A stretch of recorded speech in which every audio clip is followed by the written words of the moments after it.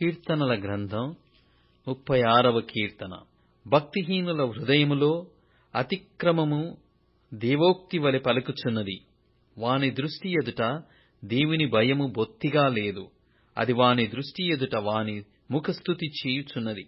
వాని నోట మాటలు పాపమునకును కపటమునకును ఆస్పదములు. బుద్ధి కలిగి ప్రవర్తింపను మేలు చేయను వాడు మానివేసియున్నాడు.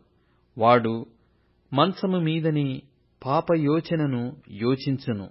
వాడు కాని నడతలు నడుచువాడు. చెడుతనము వానికి అసహ్యము కాదు.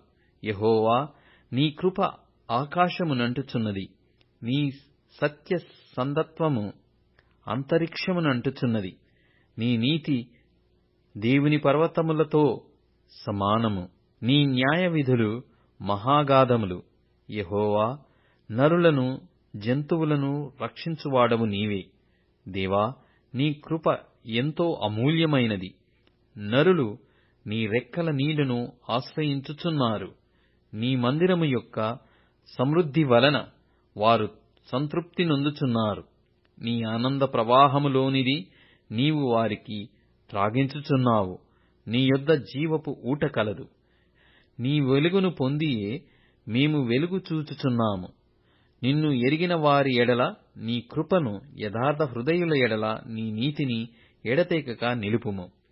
గర్విష్ఠుల పాదమును నా మీదికి రానీయకుము. భక్తిహీనుల చేతిని నన్ను పారదోలనీయకుము. అదిగో, పాపము చేయువారు అక్కడ పడియున్నారు. లేవలేకుండా వారు పడద్రోయబడియున్నారు.